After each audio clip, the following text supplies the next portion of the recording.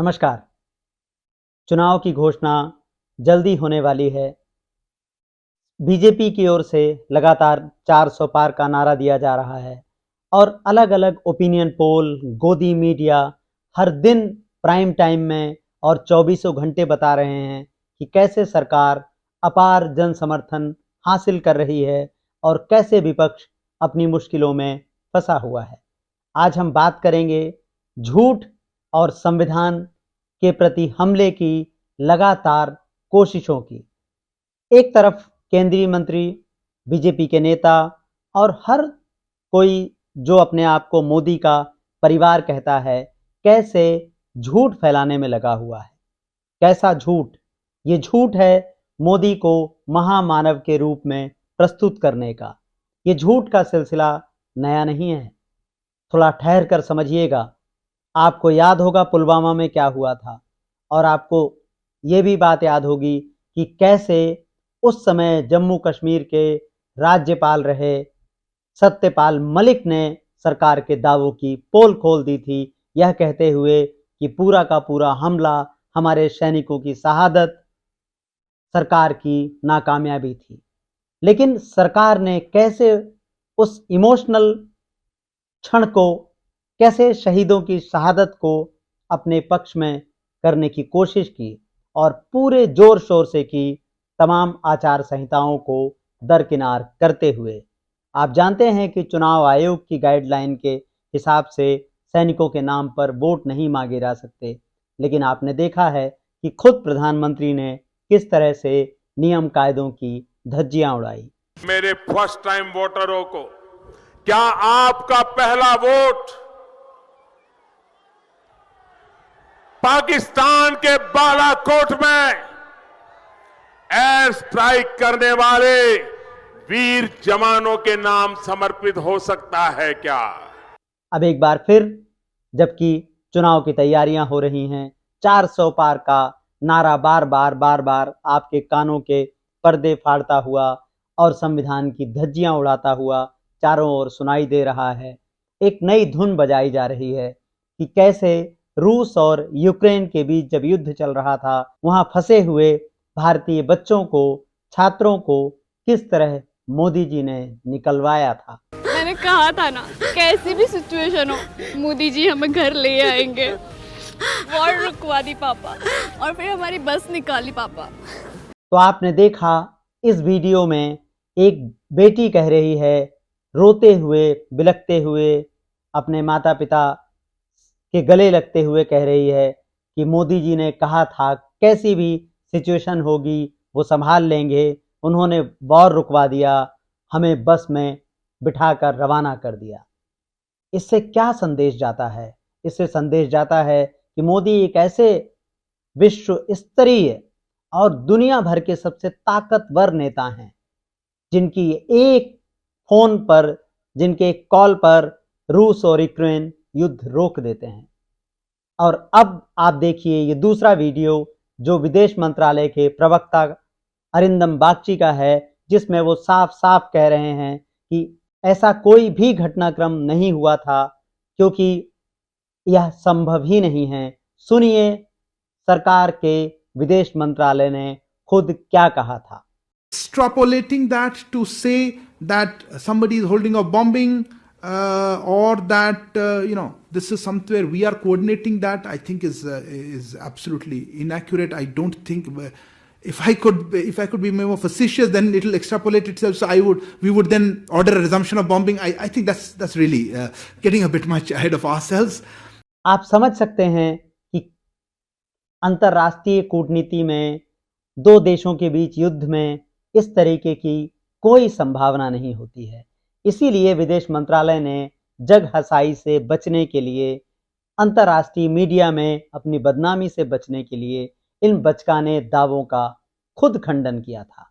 सरकार ने खुद खंडन किया था, लेकिन यह वीडियो चुनाव को ध्यान में रखते हुए तैयार किया गया है और इसे कौन लोग साझा कर रहे हैं?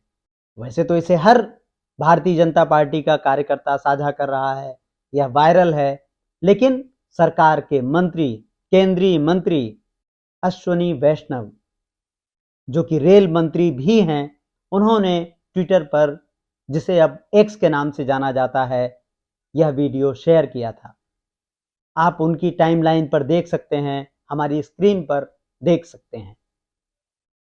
तो आप अंदाजा लगाइए कि किस तरह मोदी का परिवार लिखकर केंद्रीय मंत्री झूठ को बढ़ावा दे रहे हैं। भारत के फैक्ट चेकर, बड़े पत्रकार सभी अपनी अपनी तरह से इस बात को दोहरा रहे हैं कि ऐसा करना संवैधानिक नियम कायदों के बिल्कुल प्रतिकूल है कि मंत्री खुद झूठ को बढ़ावा दें, लेकिन शर्म है कि किसी को आती नहीं। तो आप देखिए कि किस तरह से एक झूठ को सरकार सरेआम प्रचारित कर रही है, क्योंकि सरकार को लगता है कि हिंदू मुस्लिम आप कर लें, धर्म के नाम पर विभाजन कर लें, राम के नाम पर राजनीति कर लें, लेकिन जनता शायद कहीं ना कहीं समझ रही है कि बेरोजगारी का क्या हुआ, नौकरी का क्या हुआ, स्वरोजगार का क्या हुआ, और उनका क्या हुआ जो देश के करोड़ों अरबों रुपए लूट कर विदेश भाग गए और उनके नाम पर बीजेपी ने अपनी राजनीति चमकाने में कोई कसर नहीं छोड़ी। उन अच्छे दिनों का क्या हुआ? आप देख लें किसानों का प्रदर्शन कैसे चल रहा है, आप देखें कि एमएसपी गारंटी को कैसे लटका दिया गया है, आप देखें कि कैसे गैर जरूरी मामलों में, गैर जरूरी बातों में आपको उलझाया जा रहा है। लगभग सरकार के बड़े मंत्री और बीजेपी के दूसरे बड़े नेता सारे के सारे वातावरण को सांप्रदायिकता में बदलने में के लिए बिल्कुल प्रतिबद्ध हैं। कोई भी घटना देश में कहीं भी घट जाए, उसको सांप्रदायिक रंग देने में कोई कसर नहीं छोड़ी जाती है। तो क्या प्रधानमंत्री, क्या गृह मंत्री अश्विनी वैष्णव से पूछेंगे कि आप ये झूठा वीडियो क्यों सर्कुलेट कर रहे हैं, या जब ये बात सामने आई तो आपने इसे डिलीट क्यों नहीं किया, आपने इस पर माफी क्यों नहीं मांगी?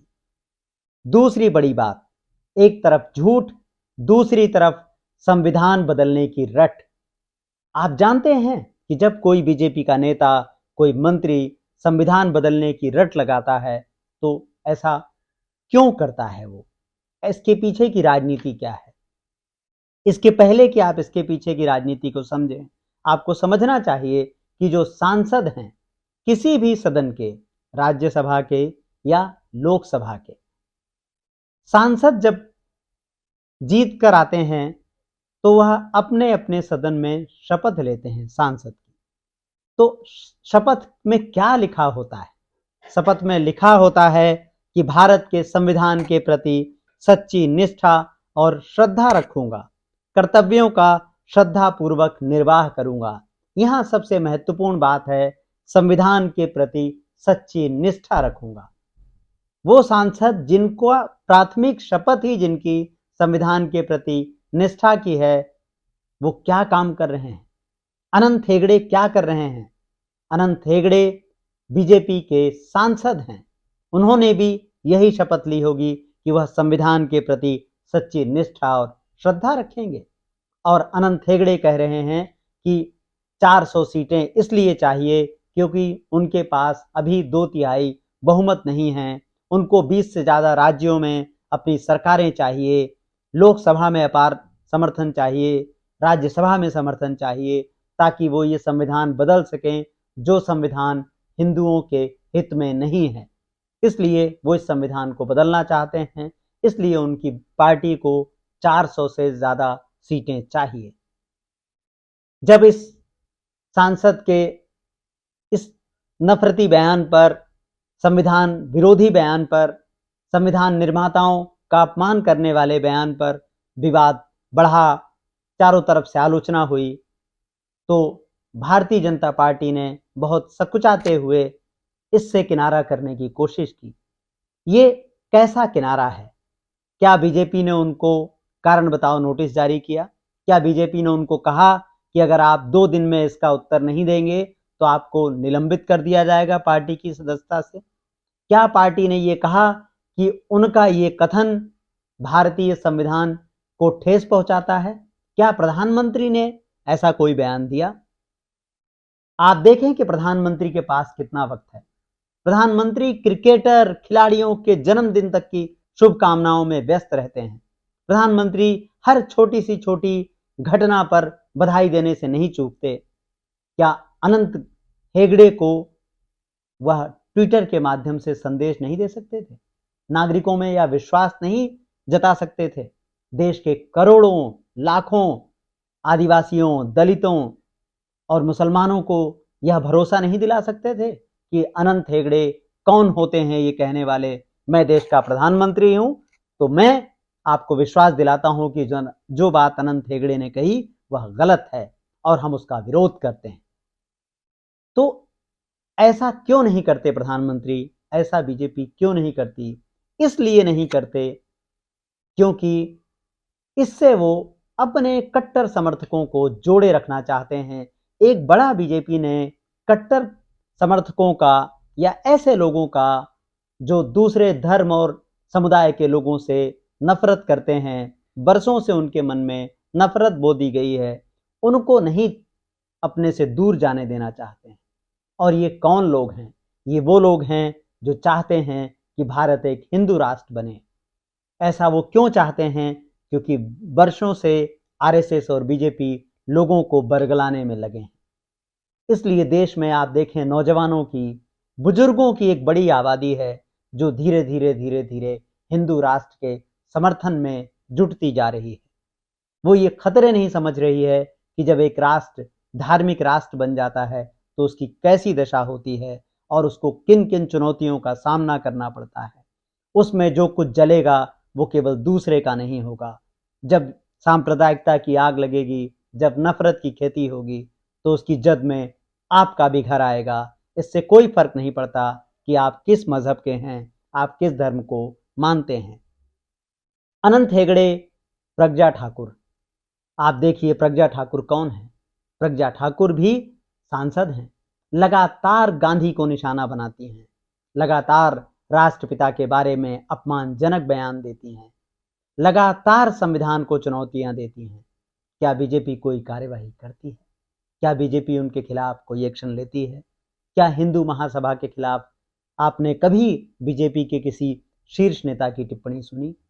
तो ये दो तरफा रास्ता है। एक तरफ झूठ फैलाइए, भावनात्मक रूप से लोगों को उद्वेलित कीजिए, दूसरी तरफ संविधान बदलने की मांग करते रहिए ताकि आपका वोट बैंक खिसके नहीं और लगातार चलता रहे। क्या अनंत हेगड़े ऐसी मांग करने वाले अकेले व्यक्ति हैं? नहीं।